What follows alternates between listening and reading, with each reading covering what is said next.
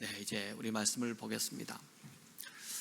마태복음 8장 23절에서 27절 말씀입니다. 저 여러분 교독으로 읽겠습니다. 배에 오르심에 제자들이 따랐더니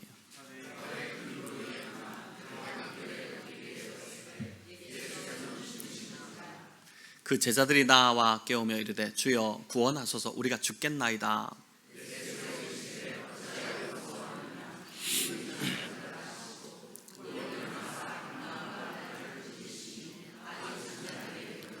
같이 읽을까요? 그 사람들이 놀랍게 여겨 이르되 이가 어떠한 사람이기에 바람과 바다도 순종하는가 하더라. 아멘. 네, 오늘 저는 함께 읽은 이 본문을 가지고 이제 큰 놀이 일대라는 제목으로 믿음으로 사는 삶에 대해서 함께 생각해 보고자 합니다. 목회를 하면서 이제 알게 되는 것은 교회를 다니는 것과 믿음으로 사는 것은 늘 일치하지 않는다는 것입니다. 우리 주변에는 교회를 다니면서도 믿음 없이 사는 사람들이 의외로 많습니다. 성경에도 이 대조를 분명히 보여주는 본문이 있습니다.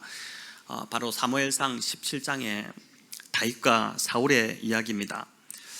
블레셋과의 이 전쟁, 이 이야기를 어릴 때부터 많이 들어서 아실 텐데, 블레셋과의 전쟁이 벌어졌는데 이스라엘이 굉장히 열세로 몰리게 됩니다. 블레셋의 장수 골리앗 때문이었습니다. 그가 하나님의 백성과 사울의 군대를 능멸하고 있었음에도 그 누구도 나서서 싸울 엄두를 내지 못했습니다. 두려웠기 때문입니다. 그때 아버지 심부름으로 전쟁터를 찾았던 이 다윗이 하나님을 모욕하는 소리를 듣고 분개하게 되죠. 그래서 사울에게 나아가 내가 다윗과 이 골리앗과 싸우게 해달라, 이렇게 간청을 하게 됩니다. 당시 이스라엘의 왕이었던 사울이 이 말을 듣고 뭐라고 이야기했는지 우리 같이 한번 읽어보겠습니다. 사울이 다윗에게 이르되 네가 가서 저 블레셋 사람과 싸울 수 없으리니 너는 소년이요 그는 어려서부터 용사임이니라. 네가 뭘 하겠다는 거냐? 저 사람 대단한 장수인데 우리도 아무도 못 나가는데 네가 소년 주제에 뭐가 하겠다는 거냐? 이렇게 이제 아주 믿음 없는 소리를 한 것입니다. 자, 이에 대해서 다윗이 이제 골리앗을 향해서 하는 말을 한번 들어보겠습니다. 우리 읽어볼까요? 오늘 여호와께서 너를 내 손에 넘기시리니 내가 너를 쳐서 네 목을 베고 블레셋 군대의 시체를 오늘 공중의 새와 땅의 들짐승에게 주어 온 땅으로 이스라엘의 하나님이 계신 줄 알게 하겠고. 아멘. 자, 지금 사울과 다윗 앞에 똑같은 동일한 문제가 놓여 있습니다. 똑같은 문제를 앞에 두고 있는데, 하지만 이 문제에 반응하는 태도는 전혀 다릅니다. 이런 차이가 여러분 어디서 온 것일까요? 바로 믿음의 차이입니다. 믿음의 차이. 그래서 믿음이 중요합니다. 바울은 로마서 14장 23절에서 그렇기 때문에 믿음을 따라 하지 않는 것은 다 뭐라고 했습니까? 죄다. 믿음을 따라 하지 않는 것은 다 죄다, 이렇게 할 정도로 믿음 없는 신앙을 책망하고 있습니다. 똑같은 어려움을 만나도 하나님은 감당 못할 시험은 허락지 않으신다. 또 시험 당할 점에는 반드시 피할 길을 내시는 분이라는 믿음이 있으면 흔들리지 않습니다. 죽을 것 같은 상황을 만났을 때도 하나님을 사랑하는 자, 그 뜻대로 부르심을 입은 자들에게는 모든 것을 합력하여 선을 이루게 된다는 믿음이 있을 때, 다시 말해 나의 이 죽을 것 같은 상황도 하나님께서 반드시 선으로 바꾸어 주실 거라는 그 굳센 믿음이 있을 때 우리는 폭풍 속에서도 평안을 되찾게 되는 것입니다. 그래서 이제 어려울수록 하나님의 말씀을 붙들어야 합니다. 그렇게 붙들어야 살 수 있습니다. 믿음은 들음에서 나며 들음은 그리스도의 말씀으로 말미암기 때문입니다. 문제를 바라보면 답이 나오지 않고 더 좌절만 되지만, 말씀을 통해 문제 위에서 역사하시는 우리 예수님을 바라보면 문제가 더 이상 문제가 되지 않는 그런 역사가 일어나게 됩니다.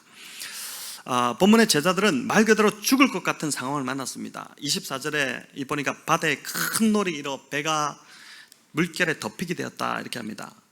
여러분, 파도 치는 밤바다를 한번 보신 적 있나요?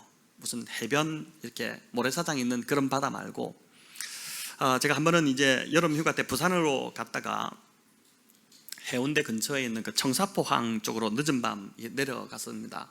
아내하고 이제 잠시 나왔다가 한번 가보자 그래서 내려갔는데, 그날따라 이제 파도가 굉장히 좀 바람이 많이 불어서 큰 파도가 방파제에 이렇게 막 부딪히는데, 검푸른 바다가 제가 그렇게 무섭게 느껴지기는 처음이었습니다.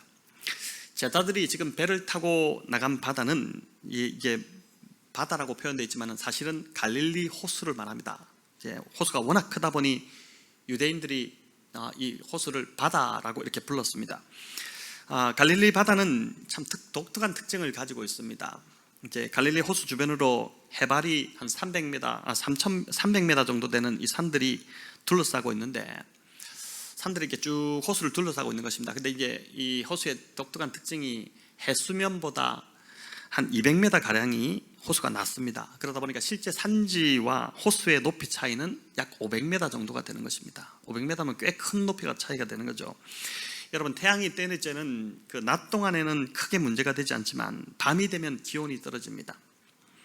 그렇게 되면 산지에 머무는 그 찬 공기가 갈릴리 호수 표면에 낮에 데워진 그 따뜻한 더운 공기와 만나면서 강한 바람을 일으키게 됩니다. 그래서 갈릴리 호수는 주로 낮에는 잔잔하다가도 밤이 되면은 이렇게 예측할 수 없는 심한 풍랑, 막 요동치는 일들이 일어난다고 합니다. 무서운 검푸른 바다가 덮칠 것 같은 기세로 그냥 다가오는 것이죠.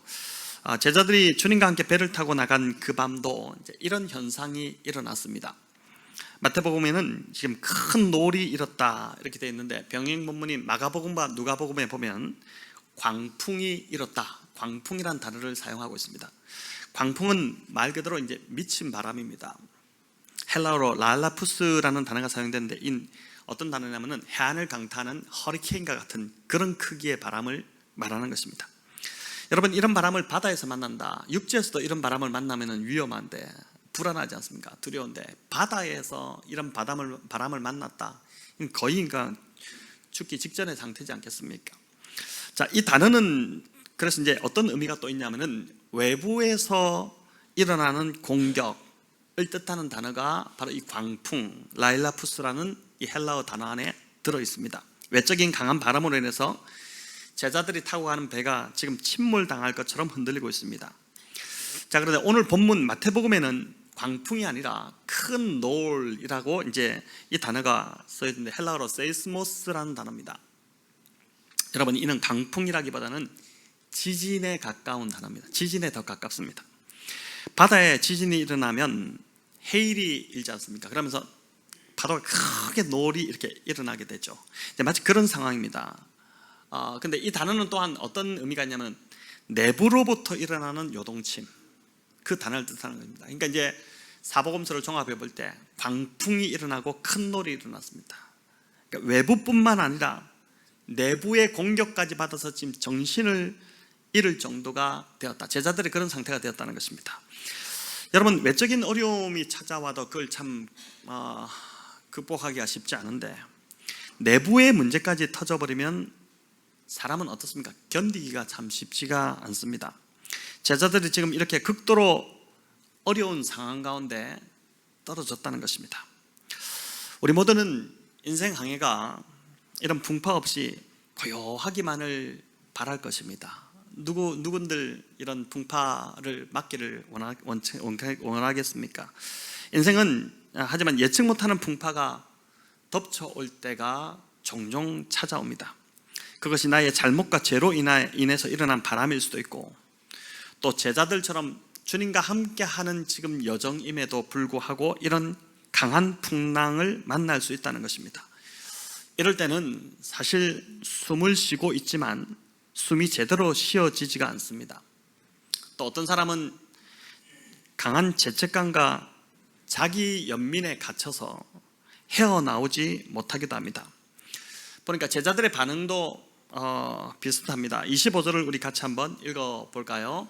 그 제자들이 나와 깨우며 이르되 주여 구원하소서, 우리가 죽겠나이다. 자, 여기 죽겠나이다, 이 말을 지금 제자들이 내뱉고 있는데, 우리도 종종 자주 하는 말이지 않습니까? 예수님을 믿으면서도 죽겠다, 죽겠다 이 말을 심심치 않게 우리가 내뱉습니다. 지난 한 주도 아이고 죽겠다, 죽겠다 이런 말을 아마 많이 내뱉었을 텐데, 여기 죽겠다는 헬라어는 아폴리미라는 단어인데 이 단어가 조금 재밌습니다.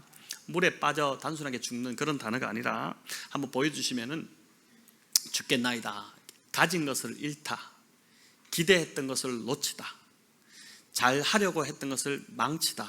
재밌죠? 이 아폴로미라는 단어에 이런 뜻이 들어있다는 것입니다. 여러분, 인생을 막 사는 사람이 어디 있겠습니까? 나름 다 잘 살아보려고 이런저런 시도를 하다가 예상치 않은 돌풍, 예상치 않은 풍랑을 만나지 않습니까? 그래서 이 말 그대로 가진 것을 잃어버리고 기대했던 것을 다 놓치게 되고, 잘 하려고 했는데 그 잘 하려고 했던 것을 다 망치게 되는 일들이 인생에서 일어난다는 것입니다. 잘 될 거라고 하는 기대가 있었고, 또 잘 하려고 했던 마음이 있었기 때문에 더 낙심이 크고 더 좌절이 심하게 오는 것입니다. 일어나지 못할 정도로. 그래서 죽겠다는 이 제자들의 이 고백은 이제 다 끝났다, 완전 망했다, 내 인생 이제 망했다, 이런 뜻을 포함하고 있는 것입니다. 자, 그런데 정말 망했을까요? 여러분, 정말 인생이 다 끝난 것일까요? 광풍으로 이 정신을 못 차리는 상황에서 제자들은 과연 무엇을 하고 있었을까? 살려고 안간힘을 썼겠죠. 안 그렇겠습니까? 어떤 제자는 배를 젓는 노를, 정확하게 본문에는 묘사되고 있지 않지만 우리가 영적인 상상을 해볼 수 있지 않습니까?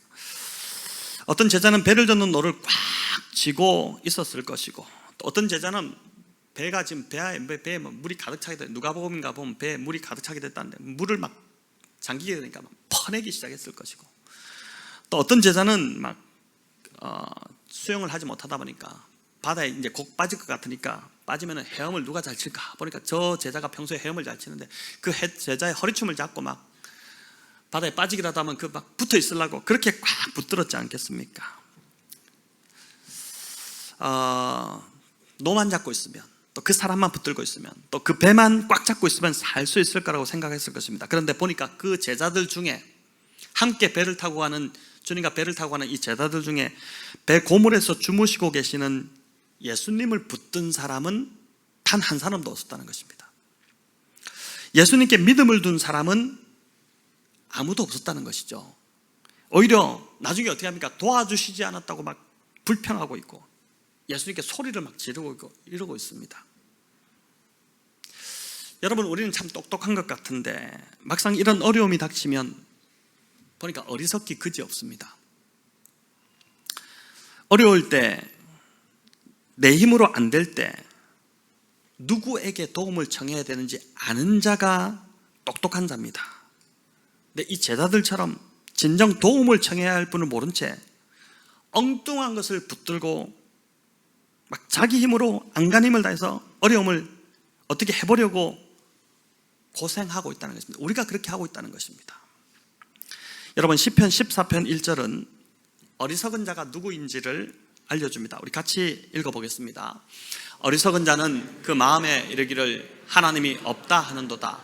그들은 부패하고 그 행실이 가증하니 선을 행하는 자가 없도다. 아멘. 여기 어리석은 자가 누구라고 합니까?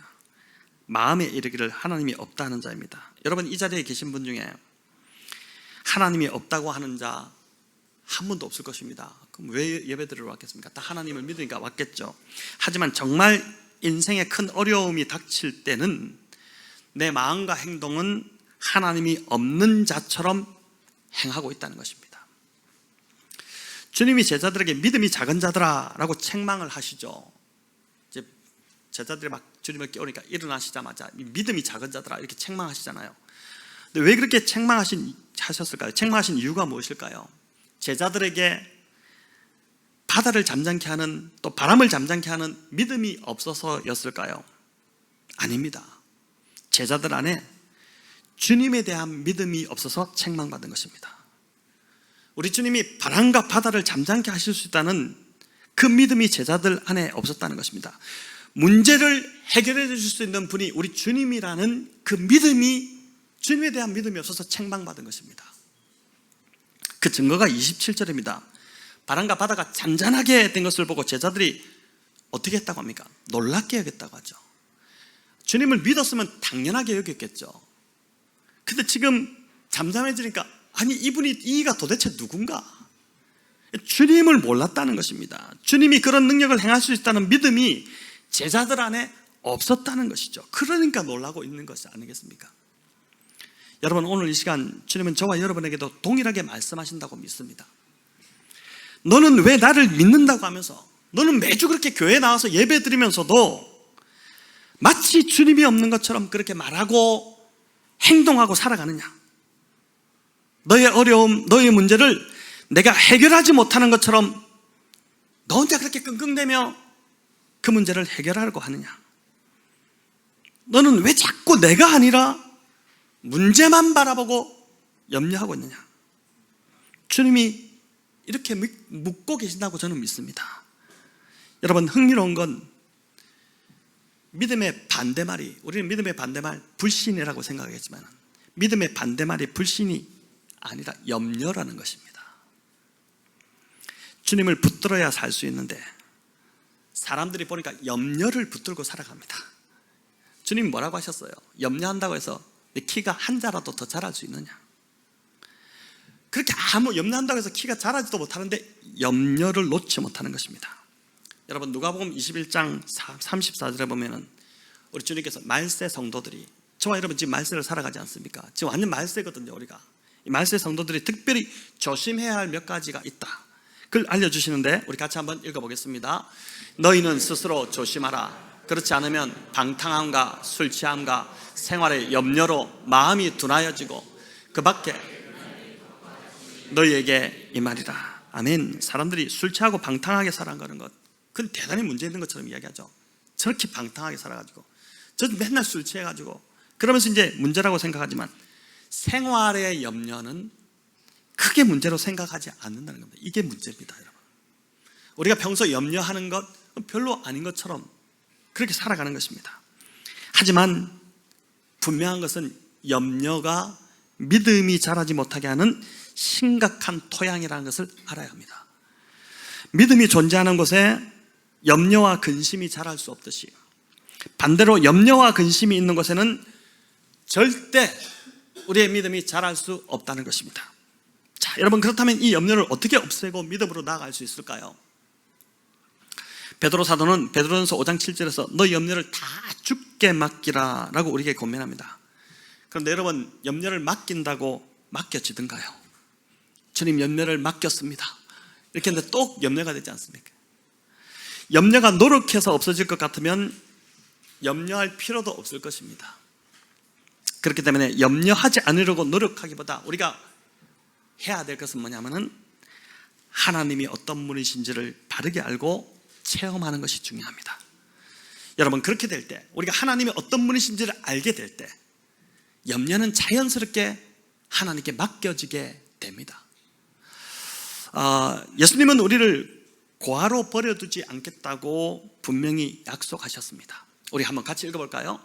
내가 너희를 고아와 같이 버려두지 아니하고 너희에게로 오리라. 아멘. 자, 여러분, 이렇게 약속하신 우리 주님은 이미 우리 안에 와 계심을 믿습니다. 주님이 우리를 고아같이 내버려두지 않으시겠다 이렇게 하셨는데, 이 고아가 어떤 사람일까요?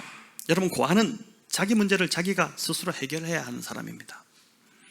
아무도 자기 문제를 염려해 주지 않습니다. 그래서 요즘 이제 그런 사역을 하는 교회들이 많이 늘어나는데, 고아원에 있다가 이제 20세가 되면 이렇게 나와야 되잖아요. 스스로 자립할 수 있는데 국가에서 보조금이 나오지만 그거 갖고 택도 없죠. 그때부터 이제 큰 걱정 가운데 이 젊은 정말 청년들이 그렇게 살아가기 때문에, 그래서 교회가 이제 그런 사역을 하는 교회들이 요즘 점점 더 그들을 자립할 수 있도록 집을 제공하고 또 일자리를 마련하고 그런 일들을 하는데, 여러분, 고아는 아무도 그 문제를 염려해 주지 않습니다. 부모가 있으면 당연히 부모가 염려해 주죠. 부모가 책임져 주고. 근데 고아는 그런 부모가 없기 때문에 자기가 스스로 염려해야 됩니다. 주님이 우리를 고아같이 버려두지 않겠다 하신 뜻은 주님이 나의 문제를 염려하시고 해결해 주시겠다는 뜻입니다. 여러분, 이 얼마나 마음이 가벼워지고 안심이 되는 약속입니까? 문제는 내가 예수님을 믿으면서도 여전히 고아처럼 살아가고 있다는 것이 문제입니다. 성도 여러분, 그래서 기도의 자리로 더 나오셔야 됩니다. 제가 누누이 참 기도의 자리를 많이 강조하고 또 이제 금요일에 점점 더 성도들이 많이 나오고 계시지만은 기도해야 살 수 있습니다. 염려를 맡긴다는 것은 기도를 통해 하나님께 부르짖는 것입니다. 사무엘의 어머니 한나처럼 주님 앞에서 펑펑 울다 보면 마음이 시원해지기 시작할 것입니다. 기도하면 안심이 찾아옵니다. 내 문제가 해결되겠다. 문제가 여전히 있지만은 이해할 수 없는 평안이 기도하면 찾아옵니다. 또 숨이 쉬어지기 시작하고 하나님께서 나의 이 어려운 문제를 선으로 바꾸어 주시겠다라는 확신이 기도할 때 찾아오는 것입니다. 염려가 가득할 때는 여러분 먹지도 자지도 못합니다. 경험해 보셨지 않습니까? 하지만 기도하면 비로소 음식이 들어가게 되고 잠도 오게 됩니다. 한나가 먹지도 않고 늘 울고 이렇게 할 때 정말 하나님 앞에서 가서 정말 간절히 기도하고 난 이후에 얼굴에 근심빛이 사라지고 먹기 시작하는 일들이 일어났지 않습니까? 오늘 주님이 바람과 바다를 꾸짖으셨듯이 내가 주님께 나아가 부르짖을 때 주께서 광풍 같은 나의 문제를 향해 꾸짖어 주실 것이고 나의 문제가 잔잔하게 될 것입니다. 그래서 삶의 광풍이 불어올 때 여러분 무엇보다도 우리 주님의 말씀을 들어야 합니다.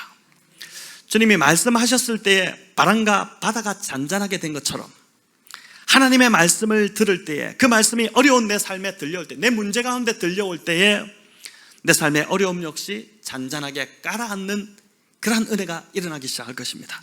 바울은 로마서 10장 17절에서 그러므로 믿음은 들음에서 나며 들음은 그리스도의 말씀으로 말미암았다 이 고백을 했는데, 여러분 보니까 구원하는 믿음만 들음에서 나는 것이 아니라 믿음이 구원하는 믿음만 있는 것이 아니라 절망하는 믿음도 있고 안 되는 믿음도 있습니다. 여러분 절망하는 믿음, 안 되는 믿음도 들음에서 납니다. 말씀을 듣는 것이 아니라 잘못된 부정적 소리, 염려의 소리를 자꾸 듣다 보면 또 내 안에서 일어나는 그 좌절, 절망하는 그 내 안에서 내가 탄식하는 소리를 자꾸 내 영혼이 듣다 보면 병들고 믿음이 병들기 시작합니다. 영혼이 병들고 믿음이 병들기 시작하는 것입니다. 여러분 그렇기 때문에 잘못된 부정적인 말로 인해 병든 이 믿음 어떻게 고칠 수 있을까요? 말로 인해서 병들었기 때문에 하나님 말씀으로 밖에는 고칠 수가 없습니다. 말로 인해 생긴 상처이기 때문에 말씀으로 회복해야 하는 것이고 하나님 말씀이 충분히 우리를 고치고 회복할 능력이 있음을 믿으시기를 바랍니다. 항상 물질에 염려하며 사는 한 권사님이 있었습니다. 재산이 아주 없는 것도 아닌데도 언제나 늘 돈돈하며 살았습니다. 자연히 아들 내외와도 갈등이 심해졌고 늘 염려와 걱정이 더해졌죠. 그러던 중 어느 부흥회에 참석했다가 말씀을 듣던 중에 이분이 자신의 문제를 깨달았습니다. 이 권사님은 어릴 때 아버지를 여의었습니다. 그때의 충격은 정말 말로 다 할 수 없었습니다. 문제는 혼자 되신 어머니가 그때부터 입버릇처럼 하신 말씀이 있는데 그게 뭐냐면 큰일 났다. 늘 큰일 났다. 우리는 이제 어떻게 사니? 돈이 있어야 사는데 돈이 있어야 되는데 이 말을 늘 하셨다는 것입니다. 그 말이 어린 이 권사님의 마음을 병들게 하고 그 영혼을 병들게 한 것입니다. 아마도 그 권사님의 어머니가 교회를 나가지 않고 예수님을 믿지 않았던 것 같아요. 이 권사님 역시 그때부터 돈돈하며 살았다는 것이죠. 50살이 훌쩍 넘은 그런 나이였지만 마음은 아버지가 돌아가셨던 그 10대 때의 마음으로 살아왔다는 것을 그날 말씀을 들으면서 깨닫게 된 것입니다. 그날 그 권사님은 하나님께서 자신의 아버지가 되심을 깨달았습니다. 말씀 가운데서 하나님이 나의 아버지셨구나. 나의 아버지가 일찍 돌아가셨는데 사실은 그 이후부터 하나님이 나의 아버지셨구나. 이걸 이제 깨닫게 된 것이고 그뿐 아니라 늘 함께 하셨고 앞으로도 함께 하신다는 그 확신을 받게 된 것입니다. 여러분 그러니까 어떻게 됩니까? 그 기도의 자리에서 하나님을 아버지 부르면서 하염없이 이분이 우셨습니다. 그렇게 울다 보니 그동안 돈 때문에 안다라고 염려하던 마음이 사라져버린 것입니다. 여러분, 치유가 일어난 것입니다. 아들 내외의 관계도 좋아지기 시작했고 이 권사님이 삶이 다시 회복되는 그런 일들이 일어나게 된 것이죠. 어쩌면 오늘 이 자리에도 어릴 때부터 그 잘못된 부정적인 말, 그 염려의 말을 늘 들으며 자란 분이 계실지도 모르겠습니다. 그것이 마음을 병들게 해서 지금까지도 벗어나지 못하게 하고 있을지도 모릅니다. 바라기는 오늘 이 시간 우리 주님께서 주의 말씀으로 그런 분들을 새롭게 하시고 염려에서 벗어나 믿음의 길로 걸어가도록 치유해 주시기를 간절히 소망합니다. 여러분, 참된 믿음은 하나님의 말씀을 들을 때 자라나기 시작합니다.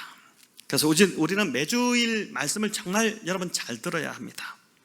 또 매일 말씀 묵상을 통해서 주님의 음성을 들어야 합니다. 수많은 영혼들을 구원했던 무디 목사님, 유명한 그 일화가 있지 않습니까? 그는 처음 신앙생활 할 때는 믿음을, 좀 강한 믿음을, 큰 믿음을 갖고 싶어서 이렇게 기도했는데 믿음이 어느 날 번개처럼 하늘로부터 떨어지는 줄 그렇게 알았다고 하죠. 하지만 로마서 10장 17절 말씀을 읽고 나서는 믿음은 들으면서 나며 들으면 그리스도의 말씀으로 말미암는다. 하나님 말씀을 들을 때 믿음이 생긴다는 걸 알고 그 후부터는 말씀을 꾸준히 읽고 그가 묵상합니다. 그로 인해서 그의 믿음이 점점 자라가기 시작했다고 하죠. 얼마나 많은 사람들을 전도하고 많은 영혼들을 구원해냈습니까? 저희 교회가 꾸준히 말씀 읽기와 묵상을 강조하고 있습니다. 처음부터 저희는 다른 걸 많이 하지 않았습니다. 무슨 행사를 많이 한 것도 아니고 무슨 사업을 많이 한 것도 아니고 오로지 이제 말씀 읽기와 또 말씀을 묵상하는 것을 강조하고 했는데, 제가 지난주도 수요 양육 과정에 지나가면서 들어보니까 저희 부부의 삶이 8시에 있고 7시 반부터 우리 김영영 강사님이 인도하셔서 이제 묵상의 삶을 하는데 성도님들이 참여하시는 분들 오셔서 그날 이제 한 주간 했던 말씀 묵상을 나누는데 수준이 보통이 아니다. 제가 도대체 이게 어느 교회인가 막 이런 생각이 들 정도로 참 묵상을 깊이 나누는 것을 보면서 전 정말 목사로서 하나님 앞에 감사했습니다. 최근 들어 저에게 이제 믿음이 자랐다고 하시는 분들이 종종 있습니다. 저는 이게 하나님 말씀을 통한 변화라고 믿습니다. 하나님 말씀이 아니면 이런 변화가 일어나지 않습니다. 그 어떤 것으로도 영혼의 변화는 일어나지 않습니다. 하나님 말씀만이 사람을 변화시키는 것이죠. 교회가 다음 주면 이제 7주년 감사 예배로 드리지만 여러분, 우리가 다른 것을 붙들기보다 바울이 디모데에게 권면한 것이 있죠. 뭐라고 권면했습니까? 디모데전서 4장 13절에 보면 말씀을 읽는 것과 권하는 것과 가르치는 것에 어떻게 하라고요? 창념하라. 말씀을 읽는 것과 권하는 것과 가르치는 것에 창념하라. 저는 저희 교회가 7년을 넘어 앞으로 계속해서 나아가야 될 방향이라고 믿습니다. 하나님의 말씀이 우리의 믿음을 세우는 능력이 되기 때문입니다. 특별히 오늘 이 말씀 앞에서 지금 내가 겪는 이 어려움이 나의 어리석음과 죄 때문이었다고 자책하시는 분이 있을지 모르겠습니다. 그런 분이 있다면 로마서 5장 8절에 그 말씀을 붙드시기 바랍니다. 우리가 아직 죄인 되었을 때에 그리스도께서 우리를 위하여 죽으셨다는 것을, 우리가 잘나고 자격 있고 괜찮은 사람이라서 우리를 위해서 죽으신 것이 아니라 우리가 여전히 죄인이었을 때에 주님이 우리를 위해서 죽으셨다는 것을 여러분 붙드시면 좋겠습니다. 로버트 파라 카폰이라는 분이 이런 말을 남기셨는데 우리 한번 같이 읽어볼까요? 주님은 우리가 건강을 잃고 가정생활에 깨지며 마음의 평화가 송두리째 날아갈 때뿐 아니라 죄악으로 가득 차 있을 때도 찾아와 주십니다. 뭐라고 합니까? 죄악으로 가득 차 있을 때도, 우리가 실수하고 죄 지었을 때도, 넘어졌을 때도, 내 죄로 인해서 내 삶이 망가졌을 때도 우리 주님은 찾아와 주신다는 것입니다. 여러분, 이게 얼마나 큰 은혜가 되는 말씀입니까? 주님 앞에서 회개해야 될 것이 있다면 여러분 회개하셔야 돼요. 반드시 죄 문제를 회개하셔야지 하나님이 그 다음 역사하십니다. 내 문제를 가지고 하나님 앞에 나아가서 내가 잘못한 것을 회개하시고 주님 앞에 의지하고 도우심을 구한다면은, 주님을 바라본다면은 우리 주님께서 반드시 그 말씀으로 우리 삶에 불어닥친 이 풍랑을 잠잠케 하실 줄을 믿습니다. 반드시 우리의 문제를 선으로 바꿔주실 줄을 믿으시기를 바랍니다. 무엇보다 여러분, 부정한 입술을 회개하시기 바랍니다. 이사야 선지자가 하나님을 만나고 가장 먼저 회개한 것이 바로 뭐였냐면 부정한 입술이었어요. 나의 입술을 통해 부정한 말, 불신과 불평의 말, 감사가 아닌 투정하는 말, 또 염려의 말이 여러분 내 영혼에 들리게 하지 마시기 바랍니다. 상황이 여전히 어렵더라도 여러분 감사하기로 결단하십시오. 기뻐하기로 결단하시고, 어떠한 상황에서도 여러분 믿음의 언어를 선포하시기 바랍니다. 감리교가 낳은 유명한 선교사가 있죠. 스탠리 존스라는 선교사입니다. 이분이 여러 책도 쓰고 선교 핵을 그으신 분인데 생애 대부분을 이분이 인도에서 보내셨습니다.